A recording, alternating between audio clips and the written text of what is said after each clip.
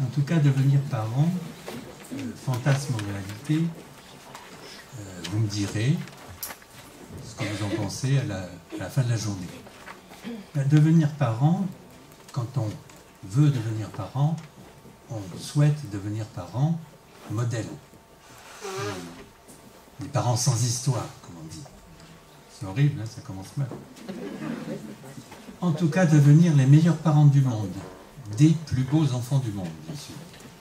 Devenir parent d'une petite fille comme la Belle au bois dormant, c'est touchant. Et il ne arrivera que du bien. Les fées se pencheront sur son berceau, etc., etc. Alors devenir des parents qui, bien sûr, feront tout mieux que les autres, et en particulier que leurs propres parents. Devenir des parents qui épargneront toutes les souffrances à leurs enfants. C'est dans l'air du temps. Mais si on ne veut pas qu'ils souffrent, on veut qu'ils soient heureux. Nous, on ne l'a pas été. Des parents qui sauront montrer à leurs enfants combien le monde est beau. C'est vrai. Regardez dehors.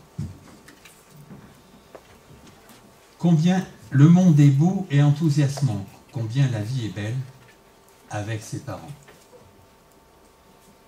Pur fantasme. Pures élucubrations de personnes qui se sont éloignées quelque peu de la réalité, du monde en désordre dans lequel nous vivons aujourd'hui.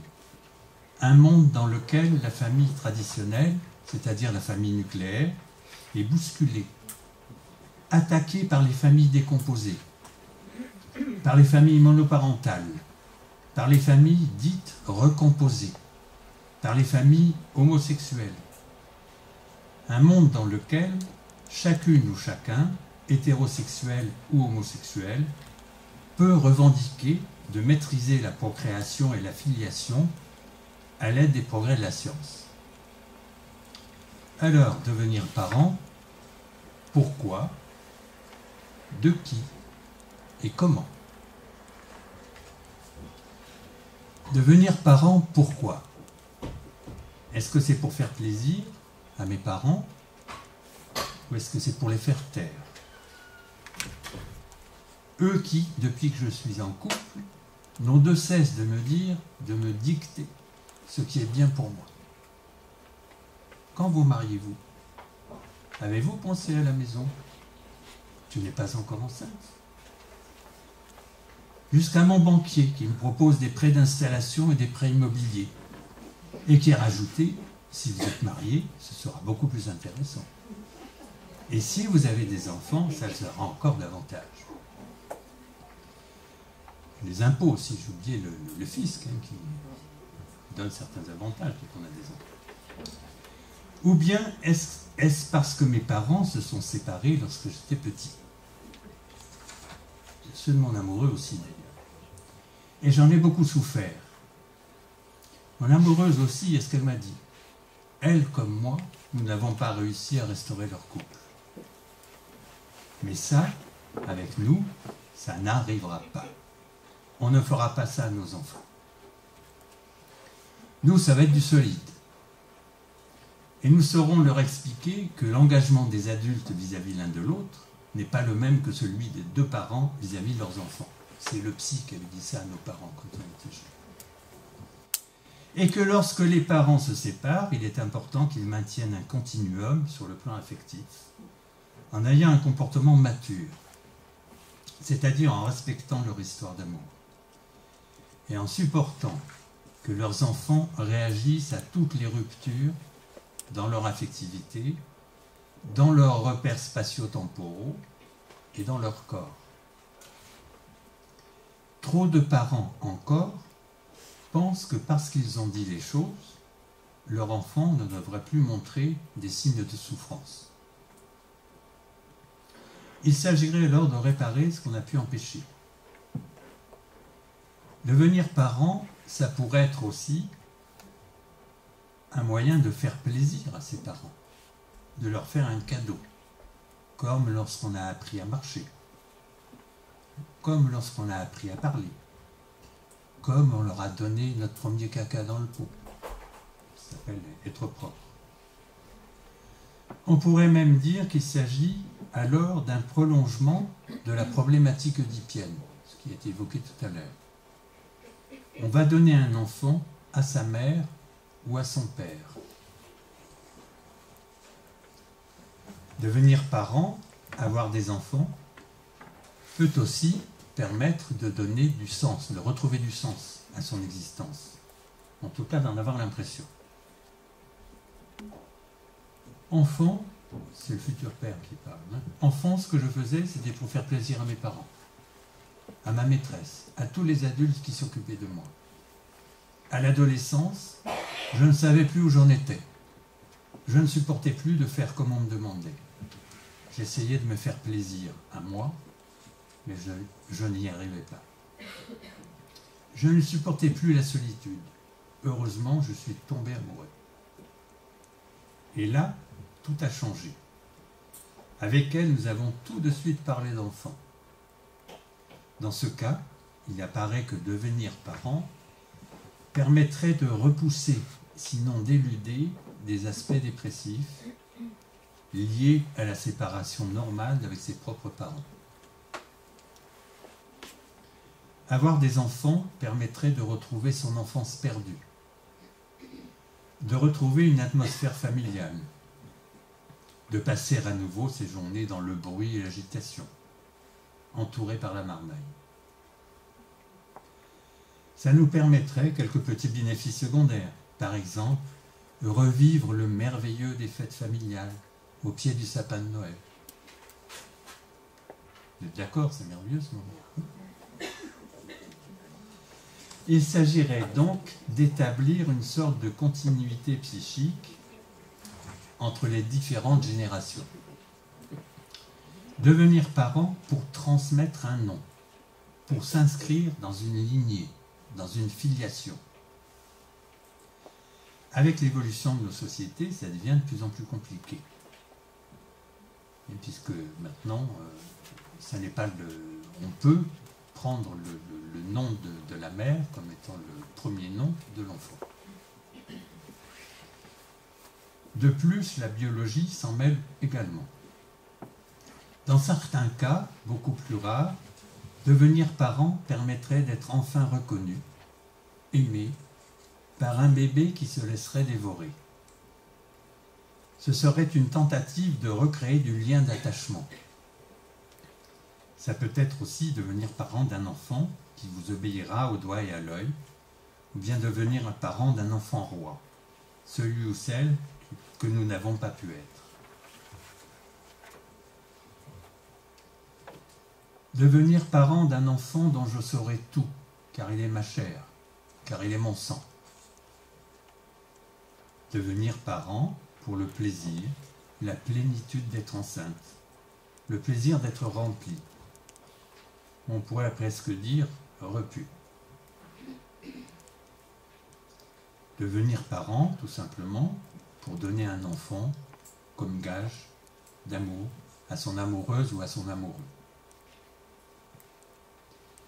Devenir parent, souvent, pour ne pas mourir, pour pouvoir se projeter dans le futur, si ce n'est prétendre un peu à l'éternité. Devenir parent aussi, pour continuer à être angoissé jusqu'à la fin de ses jours. Mais devenir parent, de qui? De quoi? Devenir parent d'un enfant, mais de quel enfant? D'un enfant qui, comme le disait Rosolato, un psychanalyste français, mais très vogue dans les années 70, il bossait avec Villelocher. D'un enfant, donc, qui serait une menace qui nous pousserait vers la tombe, et donc générerait chez nous des fantasmes de mort à son égard, ceci engendrant de la culpabilité. Ou bien, comme en parle si bien Winnicott, en 1947, un enfant que l'on va haïr, car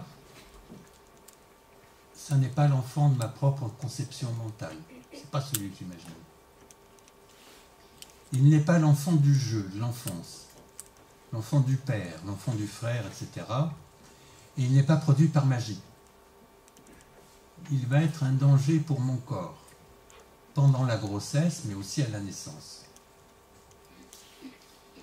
L'enfant, que ce soit dans la vie de la mère ou la vie du père, il va représenter une interférence, un défi à toutes les occupations antérieures. Dans une plus ou moins large mesure, une future maman va avoir le sentiment que sa mère, elle, exige un enfant, de sorte que son enfant est produit pour se concilier sa mère. L'enfant, lorsqu'il va téter, va blesser les mamelons en tétant, car téter, c'est mâcher.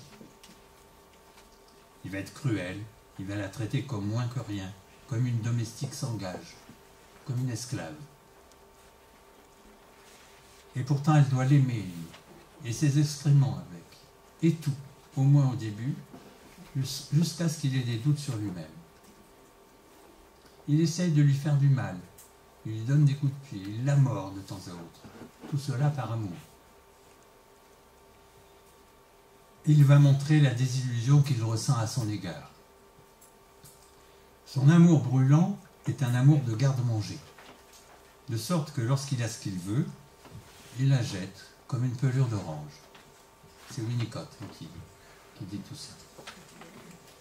Mais je pense que vous vous y retrouvez un petit peu. Au début, il faut que le bébé domine, il faut qu'il soit protégé, il faut que la vie se déroule à son rythme. Et tout cela exige de sa mère un travail minutieux et patient, de plus en plus de la part des papas.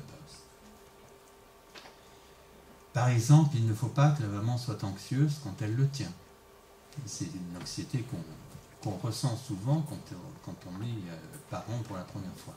Ce sont ce qu'on appelle des fantasmes inconscients de mort, en particulier quand on a son bébé dans les bras et qu'on descend un escalier. Et la pensée est que, et si je chute, et si je tombe, que le bébé tombe, est-ce qu'il ne va pas être mort?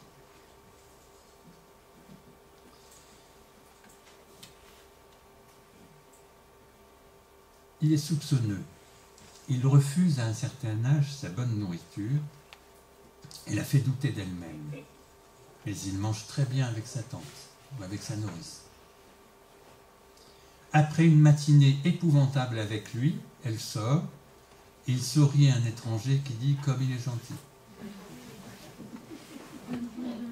Si elle lui fait défaut au début, elle sait qu'il le lui fera payer à perpétuité. Il l'excite mais la frustre, elle ne doit pas le manger, ni avoir un commerce sexuel avec lui. Winnicott ajoute qu'il faut qu'une mère puisse tolérer de haïr son enfant sans rien y faire.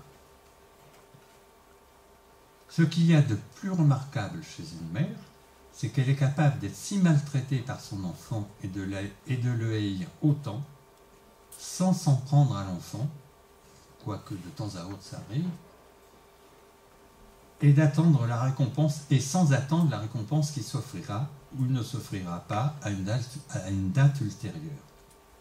Winnicott appelle ça l'amour impitoyable. Ça donne envie d'avoir un enfant, tout ça. Alors plutôt devenir un enfant, parent d'un enfant qui comprendrait tout de suite, comme un adulte. Il n'aurait plus besoin de Ritalin ni de Risperdal.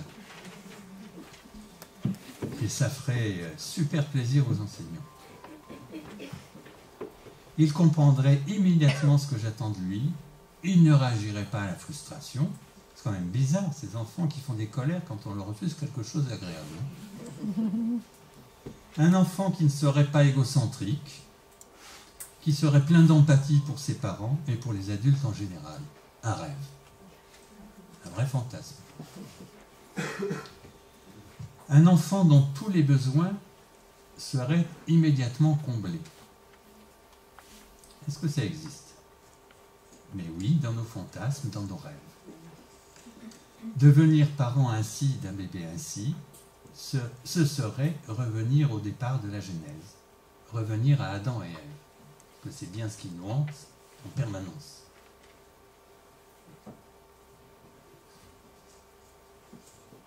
Nous sommes tous nostalgiques d'une époque où nous n'aurions pas eu de désir.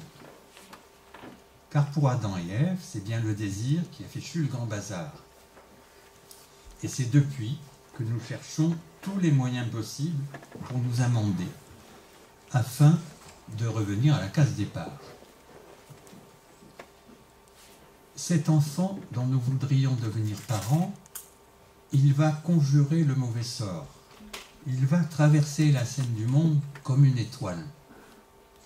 Je devrais dire comme une star. Il va réussir partout et toujours, quoi qu'il fasse. Quelle revanche! Mais aussi quelle illusion! Dès que le rêve s'arrête, le cauchemar commence. Cet enfant qui apparaît difforme, avec des malformations, monstrueux, style le bébé de Rosemary's Baby. C'est ça qui est dit dans ce film, c'est toute l'angoisse d'avoir un bébé difforme, monstrueux.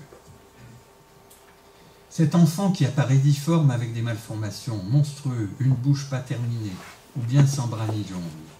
Un enfant dans lequel je ne pourrais jamais me projeter. Mais de cet enfant-là, on parle peu, tellement on a peur que ça se réalise. On lui préfère le bébé dont on rêve, le bébé que l'on imagine, le bébé qui n'existe pas, ce qu'on appelle le bébé imaginaire. Ce bébé qui n'est qu'imaginaire, on a bien du mal à se le représenter tant qu'il n'est pas né. Dans les années post-68 les féministes revendiquaient « un enfant quand je veux, si je veux ». Depuis, la médecine leur a répondu « comme vous voulez ». Elle aussi, avec la psychanalyse et la technique, y va de son bébé imaginaire, lui donnant une place bien chargée de responsabilité dans notre civilisation. « His Majesty's Baby », comme disait Freud il y a plus d'un siècle. C'est quelque chose dont le groupe aux Normands de pédopsychiatrie doit parler au mois de décembre, lors d'une journée. His Majesty's Baby a la charge de nous rendre heureux et de résoudre tous les maux de nos sociétés. On y fait appel, c'est-à-dire dès que quelque chose ne va pas, dès que quelque chose nous convoque à notre lieu d'impuissance, bien, on va désigner l'enfant, le bébé, comme étant responsable de ce qu'on est incapable de résoudre.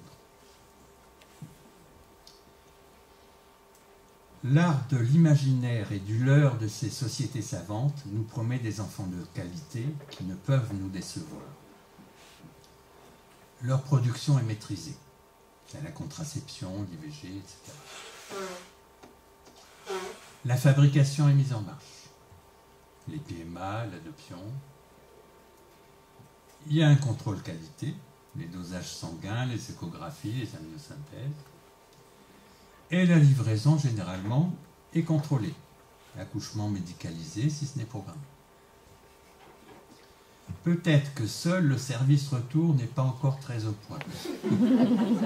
Quoique, il existe dans la démarche de l'adoption, ou bien des PMA avec sperme de prix Nobel aux USA. Toujours est-il que, de nos jours, il faut avoir un enfant. Ceux qui ne veulent pas devenir parents dérangent, sont traités d'égoïstes, quand on n'essaye pas de les amadouer pour les convaincre, en leur expliquant que c'est merveilleux d'avoir un enfant. Les inconvénients, les souffrances que ça peut entraîner, que nenni, c'est le discours du déni. Aujourd'hui, il faut donc avoir un enfant, pas par désir, mais par besoin. C'est devenu un objet censé répondre à notre malaise, à nos frustrations, à notre absence de rêve. Cet enfant sera celui de la réussite. Réussite sociale, réussite amoureuse, réussite parentale. Il devra être source d'un renouveau narcissique régulièrement réitéré. Nous lui souhaiterons d'être heureux plus tard, mais en attendant, il a intérêt à nous rendre heureux tout de suite. C'est-à-dire qu'on assiste à une inversion des places, des rôles. Ce n'est plus aux parents à donner de l'existence à leur enfant, mais à l'enfant à donner de l'existence à ses parents. Le monde serait-il devenu fou, et nous avec? Mais alors, comment devient-on parent? C'est tout simple. La première chose, c'est qu'on devient parent parce qu'on a décidé de se lancer dans l'élevage. Des enfants, bien sûr. C'est-à-dire qu'on va les nourrir, les éduquer, les élever, bien les élever. Mais en réalité, ce n'est pas si simple. Devenir parent, c'est se préparer à devenir capable de s'adapter régulièrement aux besoins changeants d'un enfant.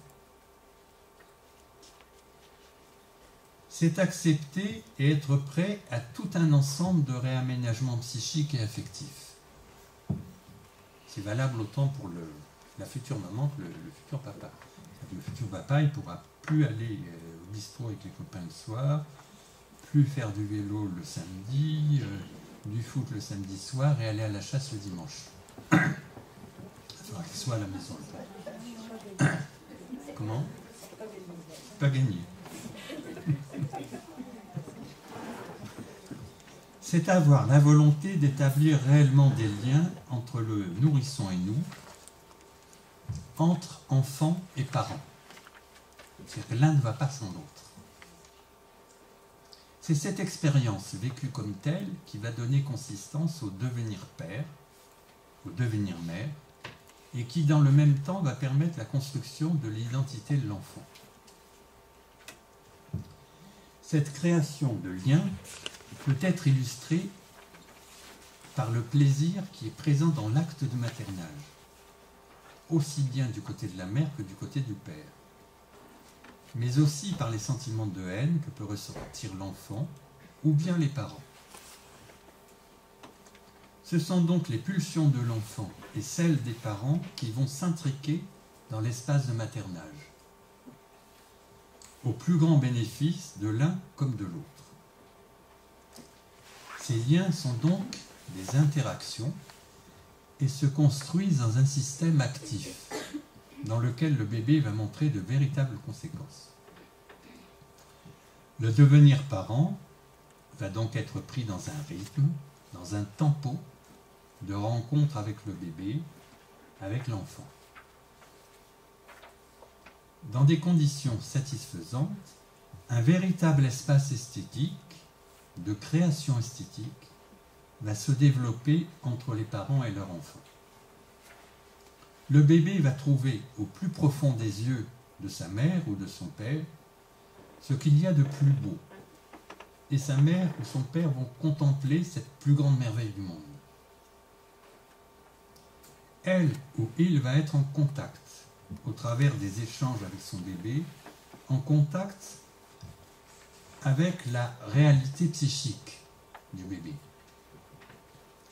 Une certaine routine, une certaine habitude va être nécessaire pour assurer une certaine stabilité des soins au jeune enfant. Mais les besoins du bébé changent très vite. Son humeur ou celle de ses parents n'est jamais la même.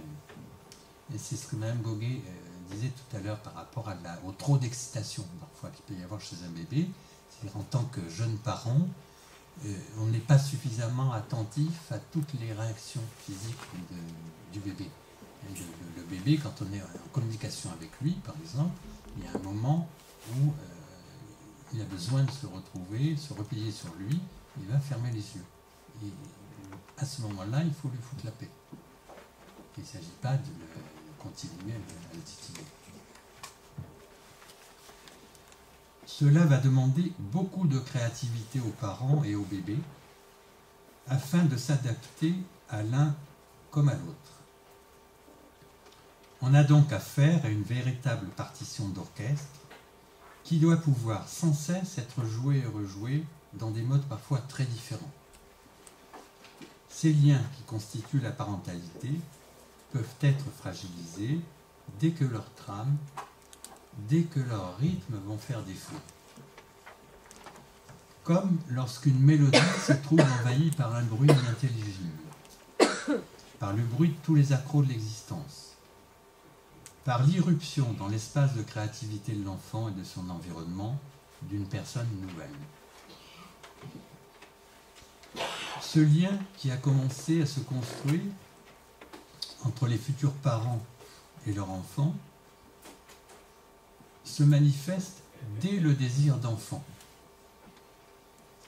Lorsque ce désir va être parlé entre la future maman et le futur papa, et que celui-ci y fera écho, on pourra dire que le processus de parentalité est mis en route, et que ces futurs parents vont pouvoir répondre et s'adapter aux besoins de leurs futurs enfants. Ces besoins vont se manifester à 3 niveaux. Au niveau du corps, au travers du nourrissage et des soins corporels. Au niveau de la vie affective, avec la relation et la préoccupation dont vont faire preuve les parents. Et au niveau de la vie psychique, en apportant au bébé, puis plus tard à l'enfant, le sentiment de sécurité et, dans le même temps, le stimulant. Si on observe un bébé dans les bras d'une personne qui le nourrit, on peut voir que le bébé, tout en accrochant la bouche à la tétine, que ce soit du sein ou du biberon, accroche son regard à celui de la personne qu'il porte dans ses bras. Nous assistons là à la mise en place de ce que Bowlby appelle attachement, la construction d'un lien d'attachement. Toutes les personnes qui composent l'environnement immédiat du bébé vont devenir ce qu'on appelle des figures d'attachement. Elles vont avoir une place particulièrement importante dans la construction psychique de l'enfant, et en particulier dans l'apprentissage de la séparation. Et c'est ce qui prépare la future séparation de l'adolescence. C'est ce que Madame Goguet disait tout à l'heure, ça commence quasiment dès la naissance du bébé, de l'enfant. Dans la capacité de l'enfant à supporter la séparation. La dyade mère-enfant constitue une véritable enveloppe de sensations et de gestes beaucoup plus active que n'a pu l'être l'enveloppe utérine. Effectivement, la dimension du portage, elle est extrêmement importante aussi. Le bébé, dès la naissance, il va être pris comme ça dans les bras, comme dans une poche, et la maman ou le papa vont refermer la poche et protéger l'enfant dans des agressions du monde extérieur avec un couvercle de paroles, de mots rassurants.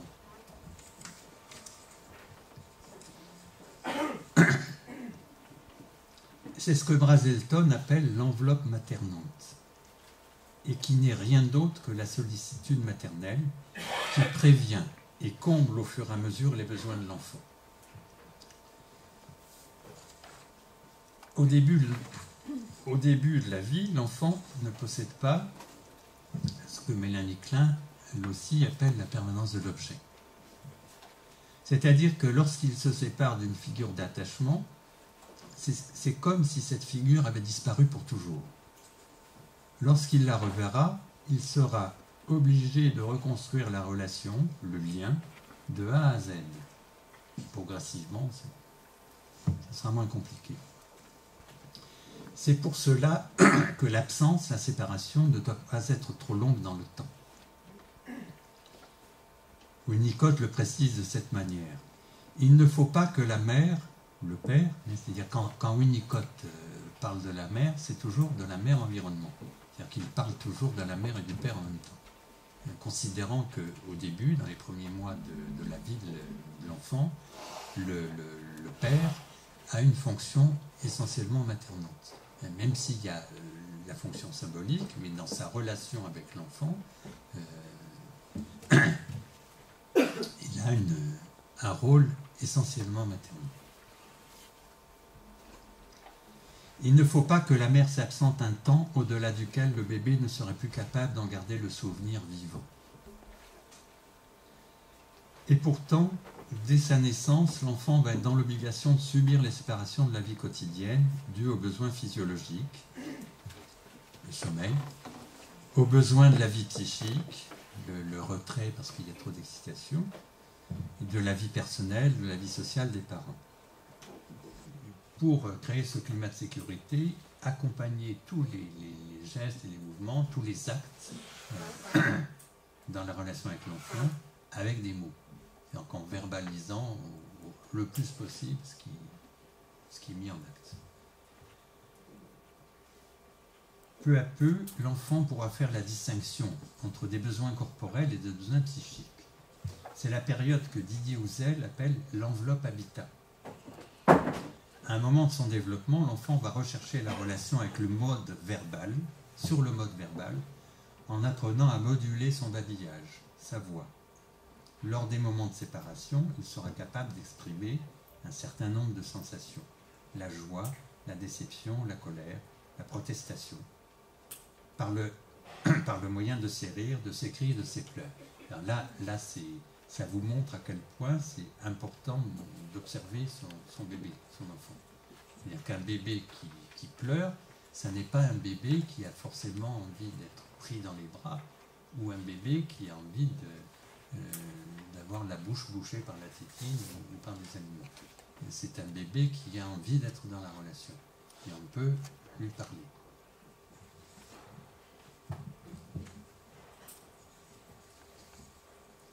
Toutes ces manifestations du jeune enfant montreront qu'il a acquis une certaine confiance dans ses figures d'attachement. Si la confiance n'était pas suffisante, le bébé montrerait des comportements liés à des angoisses primitives. Angoisse d'effondrement, de liquéfaction, de chute sans fin. Alors l'enfant s'agripperait, collerait à la figure d'attachement pour ne pas souffrir de la séparation radicale. Ou bien il tournerait la tête, déniant tout ressenti, toute émotion, s'absentant véritablement de lui-même pour ne pas souffrir. Je vais revenir sur le fait que l'enfant, face à des angoisses d'effondrement, s'agrippe. C'est ce qu'on retrouve dans ce qui a été évoqué tout à l'heure aussi, chez les enfants mordeurs, ou les enfants qui bousculent violemment. Et ce sont des enfants qui tout d'un coup prennent conscience qu'ils sont seuls et ont une angoisse de séparation démesurée. Et ils sont obligés de s'agripper, de se raccrocher comme ça, quelque chose de physique.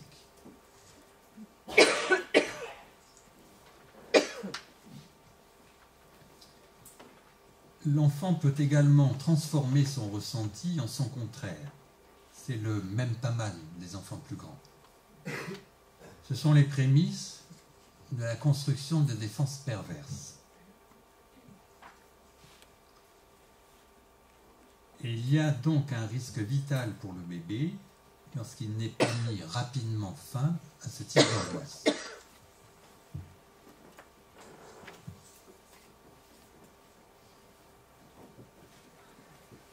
Je vais passer un petit peu, parce que le temps passe.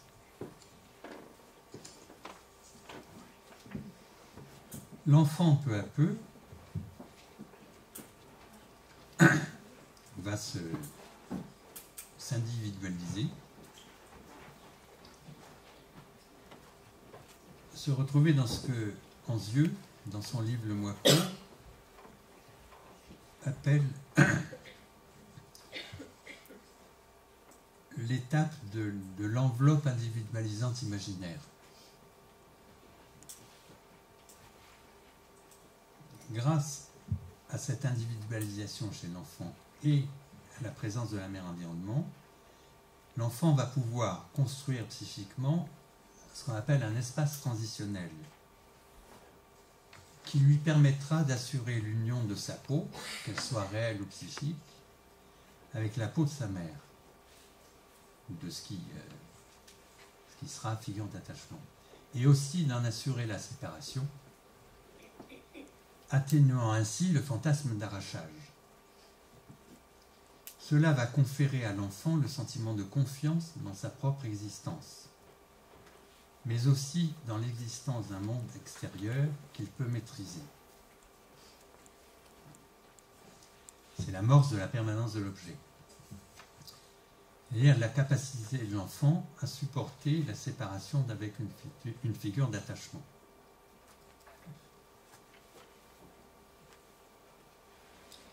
C'est un espace qui peut être matérialisé d'une certaine manière parce que Winnicott appelle aussi l'objet transitionnel. Et Dolto le doudou. C'est-à-dire que le doudou, l'objet transitionnel, il n'est pas censé, il ne représente pas la mère ou le père ou les figures d'attachement, il représente un espace entre deux.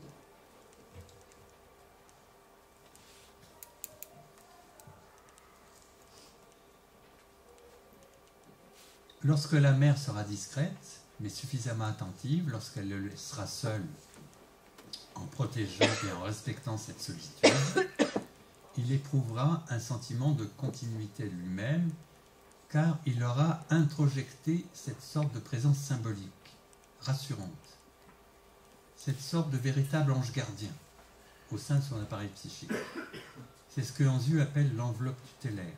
C'est l'acquisition de la permanence de l'objet, et l'enfant va s'acharner à intégrer cette alternance de présence-absence au travers de divers jeux qui sont souvent mal interprétés par les adultes. Ce sont des jeux sonores avec des cris et de modulation de voix. L'enfant rejouant de sa place de jeune enfant de véritables dialogues, ce qu'on retrouve par la suite dans les jeux des enfants plus grands, où les enfants reprennent en compte les injonctions des parents, en jouant avec des poupées ou en jouant avec des Playmobil. Ils disent « Tu te tiens bien, tu manges comme il faut, tu vas te coucher ». Et vous voyez que ça commence très tôt. Ce sera les lancers d'objets et leur retour grâce à une main charitable et bienveillante. Et c'est casse-pied ce moment. Ils lancent tout par terre. Les parents qui disent oui, ils lancent pour qu'on ramasse. C'est pas si simple. Et ça sera toutes les formes de jeux de cache-cache. Ce sera coucou, ce sera les jeux de cache-cache d'une pièce à l'autre, ou bien simplement en mettant la main devant les yeux. Et puis les jeux, un objet, on le fait disparaître, réapparaître, etc. Freud le décrit dans ce qu'il appelle le jeu du Forda, avec le petit Hans, un de ses petits fils. Hans, le petit Hans, quand sa maman s'éloignait, il avait du chagrin, et il avait confectionné un jeu avec une bobine et puis une ficelle. Il lançait la bobine loin, il disait forte, partie, il faisait revenir la bobine, disant da, revenu. C'est ce qu'on appelle le jeu du Forda. C'est l'apprentissage de la séparation. Ce jeu permettant au petit Hans de se représenter la séparation suivie des retrouvailles. Car pour l'enfant, mais comme pour nous adultes, l'objectif des retrouvailles permet de supporter plus facilement la séparation. Maintenir le lien, de manière réelle ou symbolique, nous permet de ne pas être confrontés violemment à la mort, à des angoisses primitives, qui sont des angoisses d'effondrement, des angoisses de disparition. Cet accompagnement adéquat de l'enfant dans son cheminement lui permettra d'aborder par la suite, de façon moins dramatique, toutes les formes possibles de séparation. Mais ça ne l'empêchera pas pour autant d'éprouver de la tristesse, parfois même de la douleur, de la colère, mais cette séparation sera plus vécue comme une véritable amputation. Alors, il y a malheureusement des situations pour lesquelles cet accompagnement de l'enfant, cette construction comme ça de lien de figure d'attachement n'a pas pu se faire de façon adéquate. Devenir parent, c'est donc être capable de tout cet accompagnement de son enfant dans sa petite enfance, mais c'est aussi être capable d'accompagner son enfant toute sa vie d'enfant. Ça demande beaucoup de courage et d'abnégation. Ça demande aussi beaucoup de respect et beaucoup d'écoute, afin d'être le plus bien traitant possible. C'est ce qu'on disait par rapport tout à l'heure au désir des enfants. C'est je veux faire tel métier plus tard, et ben non, c'est pas possible, etc. C'est-à-dire que quand un enfant exprime un désir, ça veut dire qu'il exprime le fait qu'il est un individu, un être humain séparé de maman et séparé de papa. Un individu à part entière. Et exprimer un désir, comme quand on peut le faire, hein, nous, ben ça ne signifie pas que ça va être suivi d'effets pour autant. Mais c'est écouter le désir et le porter. C'est-à-dire avoir des projets pour son enfant, c'est accompagner les projets de son enfant. C'est si l'enfant veut être cuisinier, mais il sera cuisinier. Et non pas, ça arrive souvent, hein, des filles qui veulent être coiffeuses ou maîtresses d'école. Oui, tu seras coiffeuse, d'accord, mais bon, t'achèteras un salon, tu seras patronne. Être coiffeuse pour une petite fille, c'est pas être coiffeuse dans la réalité. C'est-à-dire qu'il y a une idéalisation de la coiffeuse qui n'a rien à voir avec la réalité. Il faut laisser cette part au rêve, à la capacité à rêver que peut-être on a perdu un peu en grandissant, ou dont on ne s'autorise plus. Respecter son enfant dans les épreuves qu'il rencontre en se développant, c'est respecter la réalité que notre enfant est un être pensant. Et qu'il arrive donc que notre enfant pense différemment de nous et qu'il a tout aussi raison que nous.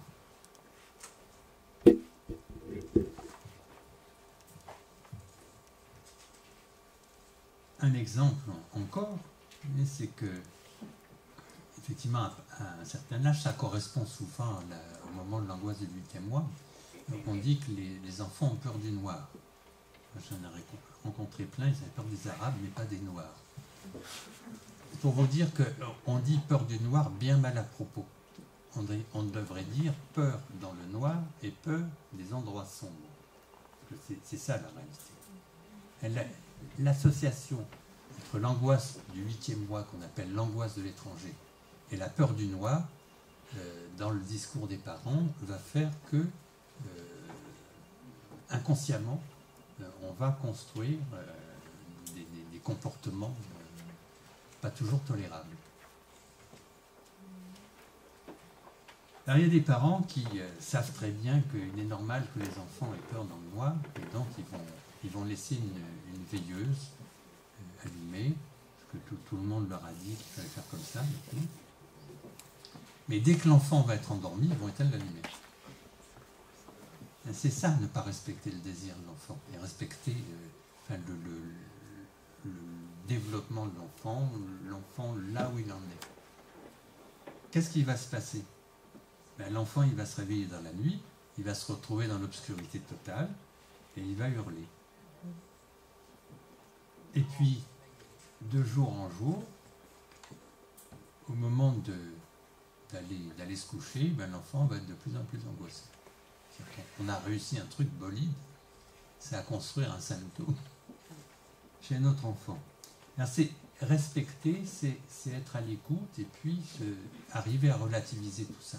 C'est pas parce que un enfant n'est pas capable psychiquement de dormir dans l'obscurité totale qu'il ne nous obéit pas et qu'il ne nous respecte pas. On n'y perd pas du tout un brin d'autorité. On respecte. Au contraire, et on devient respectable. Et on fait autorité. Devenir parent, c'est aussi accepter que son enfant soit égocentrique, car c'est le propre de l'enfance, d'être égocentrique. Une question de survie pour le bébé. C'est accepter que l'empathie est un sentiment qui se construit très lentement et qu'il est aussi le fruit de l'éducation. L'empathie, c'est quelque chose qui se construit, enfin qui commence à se construire assez tôt, en particulier dans le rapport, là aussi, nourrisson et mère, quand la maman est agressée par le bébé. C'est-à-dire que le bébé va mordre le mamelon, lui faire du mal, ou bien donner des coups de pied. C'est stopper ce processus, dire mais arrête, tu me fais mal.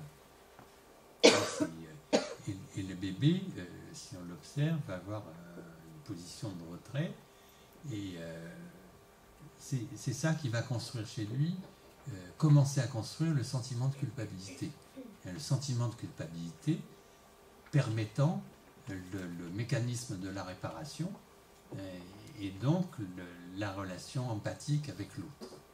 Si la maman dit « mais qu'est-ce que je t'ai fait, pourquoi tu me fais ça ?» le bébé va s'effondrer psychiquement. C'est-à-dire qu'il va se dire « mais ma maman n'est pas solide, je ne peux pas compter sur elle. » Un enfant, dès la naissance, ça explore, ça part à l'aventure, à la découverte, et ça très loin. Nous, jeunes parents, nous sommes déjà comme des sénateurs, on en a parlé il n'y a pas longtemps, acceptant difficilement des changements dans nos habitudes, ne nous risquant pas au-delà des frontières de ce que nous connaissons. Devenir parent, c'est donc un lent processus de maturation psychique. Et peut-être que c'est en devenant grands-parents, après avoir longtemps accompagné nos enfants, que nous devenons enfin des parents bien traitants et tolérants. N'oublions jamais que le monde imaginaire et le monde réel sont les deux aspects du même monde auquel nous appartenons. Que la psychanalyse nous a appris que l'homme est avant tout étranger à lui-même, qu'il peut être plus ou moins envahi par des pulsions qu'il ne maîtrise pas toujours, que ce conflit permanent, que cette dualité psychique est irréductible. C'est notre imagination, c'est notre capacité à rêver qui vont nous rendre plus sages, meilleurs que nous ne sommes, et qui vont nous permettre d'accompagner nos enfants dans leur développement, en respectant leurs symptômes, en respectant leurs désirs, en étant le moins maltraitant possible. Et je vous renverrai, par rapport à cette capacité à rêver, cette capacité d'imagination, au film de Benigni, La vie est belle. Il y a aussi un livre de Julien Green qui s'appelle « Si j'étais vous », qui est un petit peu le fantasme de tout le monde, c'est se retrouver dans l'identité de quelqu'un d'autre, lui prendre ses qualités, ne devenir plus qu'un homme ou une femme de qualité.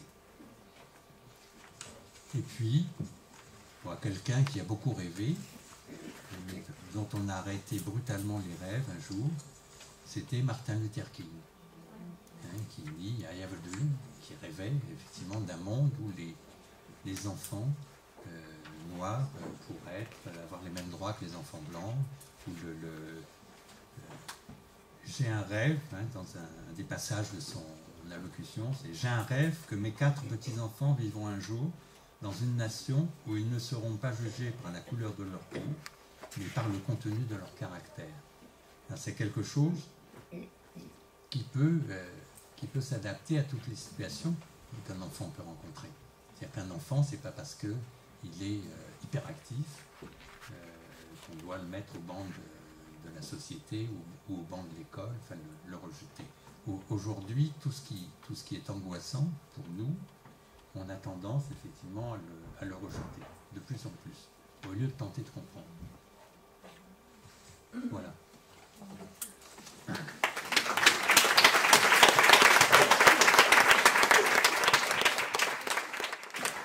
J'espère que je vous ai fait rêver un peu.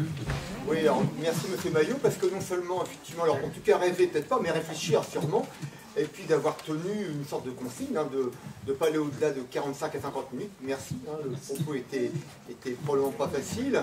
De répondre à une injection horaire. Et puis ce matin, effectivement, moi je parlais un peu de l'OMS, je parlais de l'UNICEF, et puis c'est hier, effectivement, je reprenais un rapport de l'UNICEF